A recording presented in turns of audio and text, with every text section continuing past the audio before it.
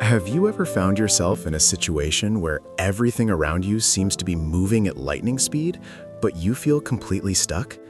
The world keeps spinning, and yet you're unable to make a move.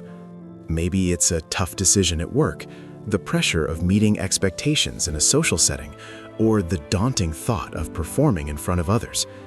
In those moments, it's not unusual to feel overwhelmed to the point where your mind goes blank and your body just freezes. It's not about laziness or a lack of effort, it's an automatic reaction, one that many don't fully understand. Most people are familiar with the adrenaline rush of fight or flight, where our body springs into action when danger looms. But there's another response, one that's just as powerful, though often less discussed: freezing. You've probably heard the phrase fight or flight, describing how we react to stress. But freezing is often left out of the conversation. It's almost like an afterthought, the response people are too quick to overlook. The truth is, freezing is just as much a survival mechanism as fighting or fleeing. It's not some sign of weakness or a lack of willpower. Instead, it's our body's way of dealing with overwhelming stress in situations where we don't see a way to fight or escape. You've probably experienced it in some form, the moment when you're put on the spot and your brain goes blank, your mouth dries up, and everything slows down, like you've been trapped in a moment you can't escape. It's frustrating, right? And yet it's so common that almost everyone has been there at some point. What's fascinating about this response is how deeply ingrained it is within us. There's an evolutionary reason for freezing. It's like a defense mechanism embedded in our biology. Picture yourself in a life-threatening situation, one where neither fighting nor running away feels like a viable option. Maybe you're face-to-face with a predator in the wild. Freezing is your body's way of trying to blend in, to go unnoticed, to avoid drawing attention to yourself. It's that moment where your body says, I can't fight this, and I can't escape, so I'll just stay still and hope I'm not seen. While this instinct might have been life-saving centuries ago, today it shows up in less dramatic ways, but the body still reacts the same way when overwhelmed by stress. Think about how the brain works when it senses danger. The amygdala, that small but mighty part of our brain, is often the one to signal us to either fight, flee, or freeze. It's a split-second decision, one that happens before we even have the chance to consciously think through our response. When we freeze, it's not a decision we're making. Our bodies and brains are simply reacting. It's like being caught in a moment of overwhelm where we can't seem to break free. And that feeling, the inability to act, can be deeply unsettling. We might feel ashamed afterward, wondering why we didn't just react, why we couldn't step up and do what we know we should have. But this response, while it may feel like a failure, is actually our body's way of protecting us from the intense pressure we're feeling. Sometimes the fear of making the wrong choice is enough to make someone freeze. Imagine being asked a tough question in a meeting or given an impossible task with a tight deadline. The weight of knowing that any wrong move could lead to judgment or failure can paralyze you. It's not just the fear of the consequences, it's the mental block that forms when we become consumed by that fear. The brain starts to shut down because it simply can't handle the overload of what-ifs. What if I mess up? What if they think I'm incompetent? What if this ruins everything? These questions spin in our minds, making it harder to focus on what's in front of us, and the result is often freezing.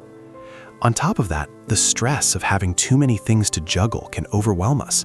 It's like trying to process 1,000 things at once, and eventually the brain just gives up, unable to handle the pressure.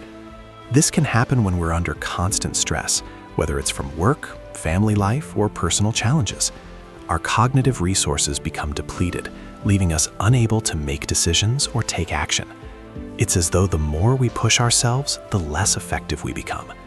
This cognitive overload often leads to that sense of paralysis, where even the simplest decisions feel impossible to make. In these moments, the freeze response isn't a reflection of our capabilities. It's a sign that our brain has reached its limit. For some people, past experiences, whether it's trauma or rejection, can make this freeze response more pronounced. Maybe in the past they were criticized or belittled when they made a mistake, and now the thought of making a wrong move in a similar situation triggers that same reaction. This cycle can be difficult to break. The fear of repeating past failures can make the freeze response more likely, especially in high-pressure situations. It's like our past selves are speaking up, reminding us of the pain or humiliation we felt the last time we were in a similar spot. This can create a loop where the more we fear failure, the more we freeze in an attempt to avoid it. Perfectionism also plays a huge role in this. The desire to do everything flawlessly can be a powerful motivator, but it can also be paralyzing. For those with perfectionistic tendencies, the idea of making even the smallest mistake can trigger that freeze response. It's as if the mind says, if I can't do this perfectly, I won't do it at all. And the result is inaction.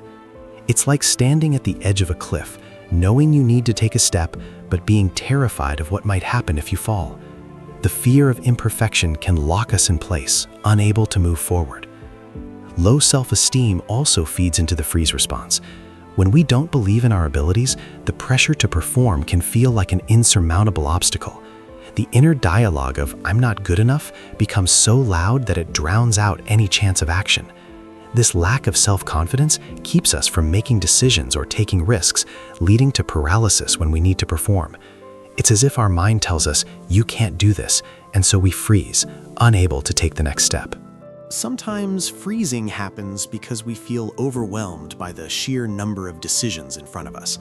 Have you ever felt like there are just too many options, too much information to process, and it all becomes too much to handle? This is a classic example of decision fatigue. When the brain is overloaded with choices, it often shuts down, unable to process any more information. Instead of picking a path forward, we freeze, unsure of what to do next. This can feel incredibly frustrating, especially when all we want is to take action, but the pressure of too many choices makes us feel stuck. Social pressure and judgment can also exacerbate this response. When we feel like the eyes of the world are on us, it's easy to feel like we're under a microscope. The fear of being judged or rejected by others can heighten the stress we feel, and in turn, make it harder to act. We might freeze not because we don't know what to do, but because we're terrified of how others will perceive us. This pressure from others can be crippling, especially in social or work settings where we fear the consequences of making a mistake. And then there's the feeling of control. It's strange, but freezing can sometimes feel like the only way to regain control in a chaotic situation. It's as if stopping in our tracks is a way to assert some kind of power over the overwhelming situation, even if that control is just temporary. In the midst of stress, freezing can feel safer than engaging with a threat. It's a defense mechanism, one that provides an illusion of control when everything else feels too much. But here's the thing, freezing doesn't have to be the end of the story. It's possible to break free from this automatic response, to retrain the brain and body to act, even when the pressure is on. Practices like mindfulness and stress management can help us regain control over our emotions. By becoming more aware of our body's signals, we can learn to calm our nervous system and prevent the freeze response before it takes over. Most importantly, we have to show ourselves compassion. The freeze response is not something to be ashamed of. It's simply a natural reaction to stress. By treating ourselves with kindness and understanding, we can reduce the fear of failure and create a safe space to act. This mindset shift from self-criticism to self-support is key to overcoming the freeze response. Ultimately, freezing under pressure is not a permanent state.